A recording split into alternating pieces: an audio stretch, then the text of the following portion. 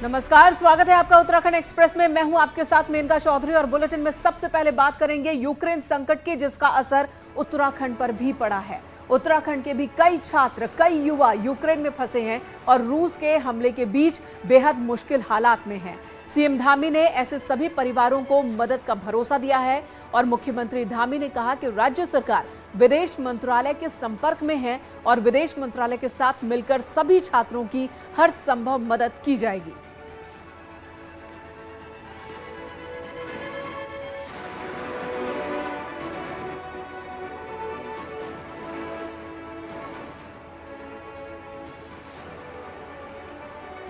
तो राज्य के कई छात्र यूक्रेन में फंसे हुए हैं। उन छात्रों के परिजनों ने सीएम धामी से गुहार लगाई है कि उनकी सकुशल वतन वापसी की व्यवस्था की जाए।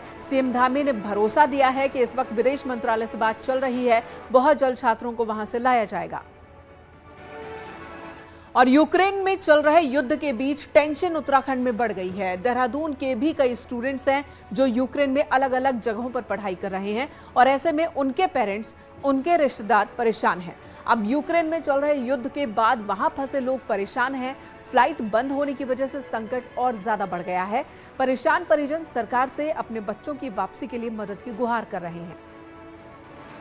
का रिजर्वेशन व फ्लाइट का टिकट है वापसी का, लेकिन अभी के जो आज के ताज़ा हालात हैं उसमें ये है कि हमारे बच्चे वहाँ पर फंस चुके हैं क्योंकि फ़्लाइट वहाँ पर रद्द हो गई, मतलब बंद हो गई है। फ़्लाइट वे पूरा बंद हो चुका है और बच्चे जो आज मेरे बच्चे के हॉस्टल से निकले थे इंडिया आने के लिए, वो लोग रास्ते में ट्रेन में अटक चुके हैं और ट्रेनें भी बंद हो चुकी हैं और हम लोग बहुत परेशान हो गए हैं क्योंकि लगातार हम लोग टीवी देख रहे हैं और पूरी तरह से यूक्रेन में हर तरफ से बमबारी चालू हो चुकी है। रशिया ने और ये किसी एक जिले की स्थिति नहीं है। रुद्रपुर के भी 4 छात्र हैं, जावेद, चंदन, अर्श मलिक और ओसामा, वो भी यूक्रेन में फंस गए हैं। बच्चों के टिकट तो हो चुके हैं लेकिन फ्लाइट बंद होने की वजह से वो यहाँ आ नहीं पाए, निकल नहीं पाए हैं। परिजन चिंतित हैं और सरकार से बच्चों को सकुशल निकालने की मांग कर रहे हैं। उनका कहना है कि सरकार बच्चों को घर वापस ले आए। के बच्चे हैं, रिश्तेदारों के हैं और 10 से 12 बच्चे हैं।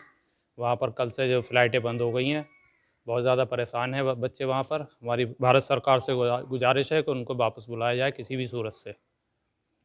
वहाँ खाने पीने की दिक्कत है सारी, अब बाहर नहीं निकल सकते, घर में बंद पड़े हुए हैं बच्चे। हमारे बच्चे वहाँ से किसी भी तरह से, भारत सरकार से हमारी गुजारिश है, हमारे जो भी भारतीय नागरिक बच्चे छात्र पढ़े हुए मेडिकल में हैं वहाँ, उनको सब सुरक्षित लाया जाए वापस।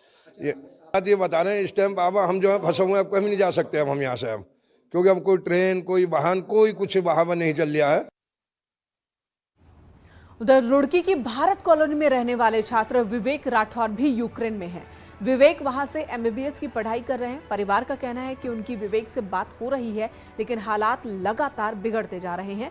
विवेक इस बीच 3 बार भारत वापस आने की कोशिश कर चुका है लेकिन फ्लाइट बंद होने की वजह से मुश्किल है। अब परिवार ने सरकार से मदद की अपील की है।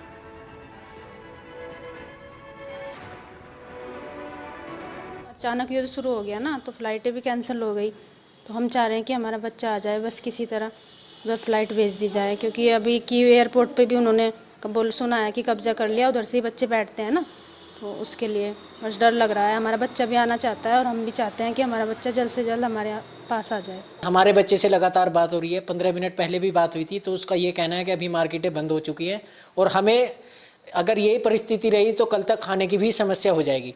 इसी समस्या को देखते हुए जो भारत के लोग फंसे हुए हैं, भारत सरकार थोड़ा सा तेज कार्य करते हुए सभी को भारत लाने का कार्य करे। उधर मुख्यमंत्री पुष्कर सिंह धामी आज नैनीताल पहुंचे। नैनीताल में सीएम धामी ने घोड़ाखाल के साथ पाषाण देवी और शक्तिपीठ नैना देवी मंदिर में दर्शन पूजन किया। इस दौरान बीजेपी के कार्यकर्ता भी मौजूद थे। नैना देवी मंदिर में मुख्यमंत्री ने पूजा अर्चना की और जीत की कामना की। इस दौरान सीएम ने कहा कि जो 60 पार का नारा पार्टी ने दिया है उसे बीजेपी हासिल करेगी। वहीं पुरानी पेंशन बहाली पर मुख्यमंत्री ने कहा कि जो राज्य के हित में होगा वही काम होगा। बहुत उत्साहपूर्ण वातावरण है, कहीं कोई दिक्कत नहीं है, भीतरघात जैसी स्थिति कहीं नहीं है। हम पूरी तरह से जीत रहे हैं और हमने नारा दिया है अब की बार 60 पार। धीरे धीरे अब हमारे विपक्षी भी मानने लगे हैं कि चुनाव जैसे जैसे हुआ है और उसके बाद मतगणना की तिथि जैसे जैसे नज़दीक आ रही है, वो भी मान रहे हैं कि अब हम जो है 60 पार जा रहे हैं और वो नीचे जा रहे हैं। देखिए बहुत सारे विषय ऐसे हैं जिन पर अभी चिंतन की आवश्यकता है, मंथन की आवश्यकता है, और उत्तराखंड राज्य के हित में जो भी होगा वो हम भारतीय जनता पार्टी हमेशा से करती रही है। मोदी जी के नेतृत्व में लगातार वो काम हुए हैं और आगे भी होंगे। और सीएम पुष्कर सिंह धामी आज काशीपुर भी गए थे। वहां पर सीएम ने साईं मंदिर में मत्था टेका और पूजा अर्चना की। यहां उन्होंने कहा कि 10 मार्च को परिणाम बीजेपी के पक्ष में आएंगे और जनता देखेगी कि बीजेपी की सरकार एक बार फिर बन रही है। तो काशीपुर की ये तस्वीर जहां मुख्यमंत्री आज पहुंचे थे, पूजा अर्चना यहां पर भी मुख्यमंत्री ने की और दावा एक बार फिर किया साईं मंदिर में मत्था टेकने के बाद कि 10 मार्च को एक बार फिर परिणाम बीजेपी के ही पक्ष में आने वाला है। उधर प्रमोशन में आरक्षण के बाद अब उत्तराखंड में सीनियरिटी में आरक्षण का मुद्दा तूल पकड़ने लगा है। सुप्रीम कोर्ट के एक आदेश के बाद पेयजल निगम में आरक्षण के आधार पर सीनियरिटी तय की जा रही है, जिससे कर्मचारियों में 2 गुट बन गए हैं। SC/ST कर्मचारी सीनियरिटी में आरक्षण तुरंत लागू करने की मांग कर रहे हैं, तो वहीं जनरल कर्मचारियों ने इसका तीखा विरोध किया है और कहा कि ये पिछले दरवाजे से प्रमोशन में आरक्षण जैसा ही है और प्रमोशन में आरक्षण पहले ही खत्म हो चुका है, तो फिर सीनियरिटी में भी आरक्षण नहीं होना चाहिए। असल में अनुसूचित जाति के कर्मचारी ने सीनियरिटी में आरक्षण देने की मांग पर सुप्रीम कोर्ट का दरवाजा खटखटाया था। अभी कुछ दिन पहले ही सुप्रीम कोर्ट ने कर्मचारी के पक्ष में फैसला सुनाया, लेकिन सुप्रीम कोर्ट का यही फैसला अब एक बार फिर से विवाद की वजह बन गया है।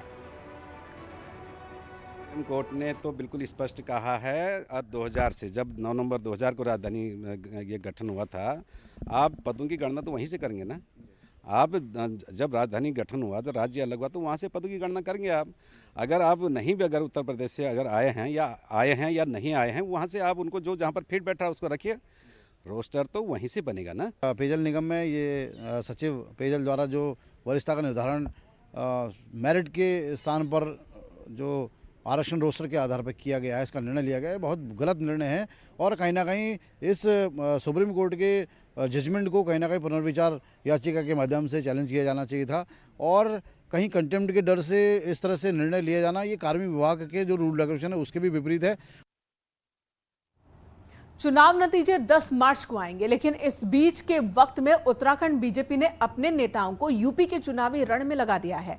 खुद प्रदेश अध्यक्ष की गोरखपुर में प्रचार करेंगे, लेकिन कांग्रेस का कहना है कि हारे हुए सैनिक उत्तर प्रदेश में क्या जीत दिलाएंगे।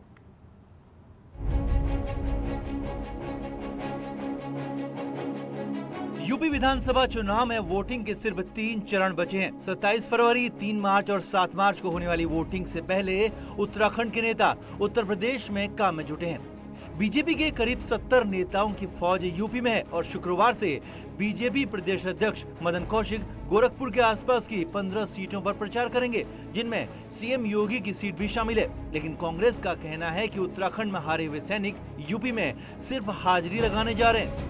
अब मदन कौशिक जी से कोई पूछे कि हरिद्वार की सीट बच रही है क्या? अब जितने 70 वो जा रहे हैं, उनमें जितने भी लोग जा रहे हैं वो उत्तराखंड बचा नहीं पा रहे हैं और उत्तर प्रदेश की जंग लड़ने जा रहे हैं। तो हारे हुए सैनिक कहीं जाते हैं तो मैं समझता हूँ कि कोई बहुत बड़ा परिवर्तन नहीं कर सकते।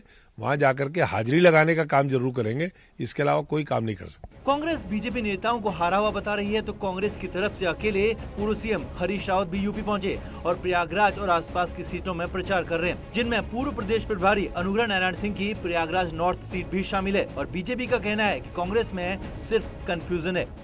जो हाईकमान का निर्णय होगा, तो मेरे तो समझ में नहीं आता है कि कांग्रेस वाले बोलते क्या है, करते क्या है। तो इसलिए कांग्रेस को अपनी चिंता करनी चाहिए। भारतीय जनता पार्टी के अंदर संगठन अपने हिसाब से निर्णय लेता है, जिनकी संगठन क्षमता के अनुसार कार्यकर्ता की ड्यूटी लगाता है। उत्तराखंड के चुनाव में बीजेपी और कांग्रेस ने एक दूसरे पर वार पलटवार किए। ऐसे में जब 10 मार्च तक उत्तराखंड में ज्यादा कहने और करने को कुछ नहीं है, तो उत्तर प्रदेश के बहाने ही सही बीजेपी और कांग्रेस एक दूसरे को कोसने का कोई मौका छोड़ना नहीं चाहते। देहरादून से न्यूज़ 18 के लिए दीपांकर भट्ट की रिपोर्ट।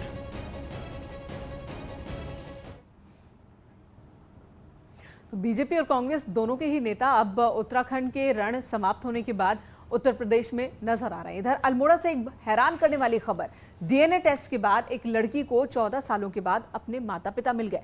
लड़की अपने माता पिता के साथ नेपाल रवाना हो गई है। पुलिस का कहना है कि लड़की का मामा बचपन में ही उसे चुरा कर लाया था और बच्ची से दुराचार की कोशिश की थी, जिसके बाद बच्ची को किशोरी गृह में रखा गया था। आज नेपाल की संस्था को अधिकारियों की मौजूदगी में लड़की के माता पिता को सौंप दिया गया। मैं बताना चाहूँगा, एक बालिका सुनीता कुमारी थी जो बचपन में ही अपने माँ बाप से बिछड़ गई थी। मूल नेपाल की निवासी है। इसको डीएनए टेस्ट के माध्यम से इसका जो है जिला जज और जिला विधिक सेवा प्राधिकरण महोदय के आदेशानुसार इन्हें इनके माँ बाप के सुपुर्द आज कर दिया गया है। उत्तराखंड के लिए आज का दिन बहुत ही खास है, क्योंकि आज ही के दिन 1960 में 3 नए जिले अस्तित्व में आए थे। इन जिलों का गठन सिर्फ राष्ट्रीय सुरक्षा के नाम पर किया गया था। इन 6 दशकों में बॉर्डर के इन जिलों में बेहतरीन सुरक्षा तंत्र भी खड़ा हो चुका है। हिंदी चीनी भाई भाई का नारा जैसे जैसे फीका होता गया, उसी तर्ज पर चीन के साथ भारत के रिश्ते भी तल्ख होते गए। ड्रैगन की विस्तारवादी नीति को देखते हुए 24 फरवरी 1960 को चीन से सटे पिथौरागढ़, उत्तरकाशी और चमोली को अलग जिलों का दर्जा मिला। यही नहीं, इन जिलों को बनाकर पहली उत्तराखंड कमिश्नरी भी बनी, जिसके मुखिया यूपी के मुख्य सचिव हुआ करते थे। कारण ये था कि चीन से तब तक भारत के संबंध लगातार तनावग्रस्त होते चले जा रहे थे। दलाई लामा भाग करके भारत आ चुके थे, उनको राजनीतिक शरणें मिल चुकी थी और बॉर्डर पर बहुत तेज हलचल हो रही थी। और यहाँ पर की व्यवस्थाओं को, यहाँ के प्रशासन को ज्यादा बेहतर तरीके से करने के लिए 3 राज्यों 3 जिलों की यहाँ पर स्थापना की गई। बॉर्डर के 3 जिलों में सुरक्षा तंत्र बीते सालों में काफी मजबूत हुआ है। सेना हो या फिर आईटीबीपी या एसएसबी, चीन और नेपाल बॉर्डर पर चप्पे चप्पे पर तैनात है। यही नहीं, चाइना बॉर्डर तक रोड कनेक्टिविटी पर भी काम जोरों से चल रहा है। पिथौरागढ़ के लिपुलेख और मिलम बॉर्डर पर बीआरओ ने रोड कटिंग में काफी तेजी दिखाई है। यही नहीं, उत्तरकाशी के मंडी सुमला तक भी रोड कटिंग जोरों पर है, जबकि चमोली के नीति और माणा बॉर्डर पहले ही रोड से जुड़ चुके हैं। भारत सरकार ने बॉर्डर पर सड़कों का जाल बिछाने के लिए भारतमाला प्रोजेक्ट भी शुरू किया है।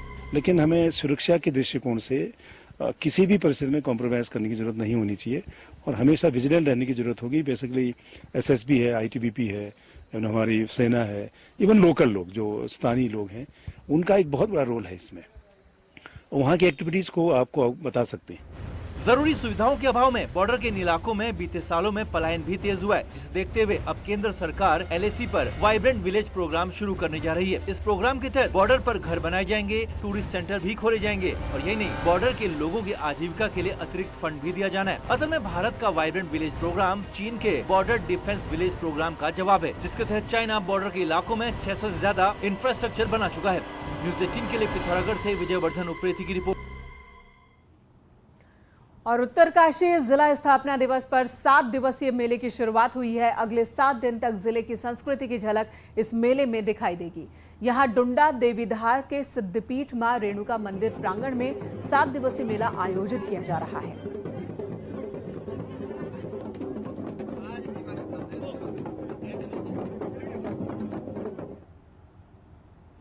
उधर टिहरी के चंबा में ऑल वेदर रोड प्रोजेक्ट के तहत बनाई गई टनल पर ट्रैफिक शुरू हो चुकी है, जिसके बाद चंबा चौक पर ट्रैफिक से बड़ी राहत लोगों को मिली।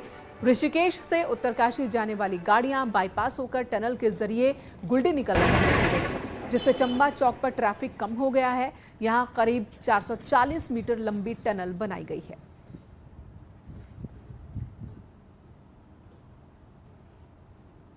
उधर हरिद्वार में दिसंबर के महीने में हुई धर्म संसद का विवाद अभी थमा नहीं है, लेकिन धर्म संसद के आयोजन में प्रमुख रहे यति नरसिम्हानंद ने एक बार फिर से हरिद्वार में धर्म संसद आयोजित करने का ऐलान किया है। नरसिम्हानंद ने कहा कि मई महीने में धर्म संसद बुलाई जाएगी, जिसमें सभी बड़े साधु संतों और अखाड़ा परिषद को आमंत्रित किया जाएगा। देखिए 6, 7 और 8 मई शंकराचार्य जी की जयंती है 6 मई की।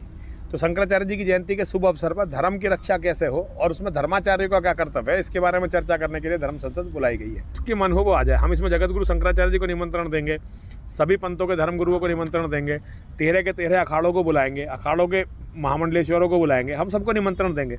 कौन आएगा कौन नहीं आएगा ये उनकी मर्जी है। और अब कुछ ऐसी तस्वीर जो देखकर शायद आप भी खुश नहीं होंगे। नैनीताल में फैली गंदगी की तस्वीरें जो पूरे देश में शहर की बदरंग तस्वीर पर्यटक लेकर जा रहे हैं। 3 महीने से सैलरी नहीं मिलने की वजह से नैनीताल नगरपालिका सफाई कर्मचारियों ने आर पार की जंग शुरू कर दी है। सफाई कर्मचारियों के कार्य बहिष्कार के बाद नैनीताल शहर में हर तरफ कूड़ा ही कूड़ा नजर आ रहा है। बीमारियों का खतरा भी बढ़ता जा रहा है। हालांकि डीएम ने कहा कि शासन को पत्र लिखा गया है और अगर पैसा आने में देरी होगी जो कूड़ा हटाने के लिए वैकल्पिक व्यवस्था बनाई जाएगी।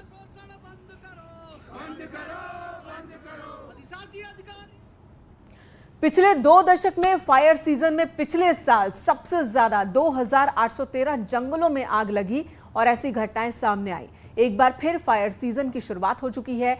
तैयारियों में जुटे वन विभाग को विंटर सीजन में हुई अच्छी बारिश और बर्फबारी से उम्मीद है। हर साल 15 फरवरी से 15 जून यानी कि विंटर सीजन की समाप्ति और मानसून सीजन की शुरुआत के बीच के समय को फायर सीजन माना जाता है। 71% फॉरेस्ट कवर करने वाले उत्तराखंड में इस सीजन में आग जंगलों पर कहर बनकर टूटती है। उत्तराखंड में 2016, 2018, 2019, 2021 में सबसे ज्यादा आग की घटनाएं हुई, जिसने 3 से 4 हजार हेक्टेयर तक के जंगलों को तबाह कर दिया। वन विभाग इस बार फ्री फायर अलर्ट के लिए forest survey of India, Indian institute of remote sensing की मदद ले रहा है। जो कर्मचारी हमारे ग्राउंड में हैं, किस प्रकार से फायर की रिपोर्ट करनी है, किस प्रकार से क्रूज स्टेशन में आदमी रहने चाहिए, कंट्रोल बर्निंग करनी है, उस संबंध में बैठकें करके और ट्रेनिंग्स प्रोग्राम देके उनको दिशा निर्देश दिए जा चुके हैं। और इसके लिए इस बार हम लोगों ने वनाग्नि नियंत्रण के लिए IIRS, Indian institute of remote sensing और फॉरेस्ट सर्वे ऑफ इंडिया, जो कि हमारे देहरादून में ही ये 2 इंस्टीट्यूट्स हैं, उनसे भी हम लोग सहयोग ले रहे हैं, उनसे कोलैबोरेट कर रहे हैं। हालांकि मौसम वैज्ञानिकों का कहना है कि विंटर सीजन में बारिश और बर्फबारी रूटीन है और मार्च-अप्रैल में तापमान बढ़ने की संभावना है और अगर ऐसा हुआ तो जंगलों पर आग का खतरा मंडराता रहेगा। देखिए, जो बारिश या बर्फबारी विंटर सीजन की वो अपने जगह में है। अभी जो लॉन्ग रेंज फोरकास्ट है जो हमारे पास मॉडल्स इंडिकेशन दे रहे हैं, तो उसमें यही कि जो अप्रैल में या मार्च में भी जो तापमान है वो बढ़ेंगे और सामान्य से हायर साइड में थोड़े दिख रहे हैं। फॉरेस्ट डिपार्टमेंट इस बार पिछले 10 सालों के आग लगने की घटनाओं के आंकड़ों का विश्लेषण कर संवेदनशील एरिया को भी चिन्हित कर रहा है। इसके लिए करीब 25 करोड़ के फायर बजट को अलग अलग डिवीजन के लिए जारी किया जा रहा है। कोशिश ये है कि आग के प्रभाव को कम से कम किया जा सके। न्यूज़ 18 के लिए देहरादून से सुनील नवप्रभात की रिपोर्ट।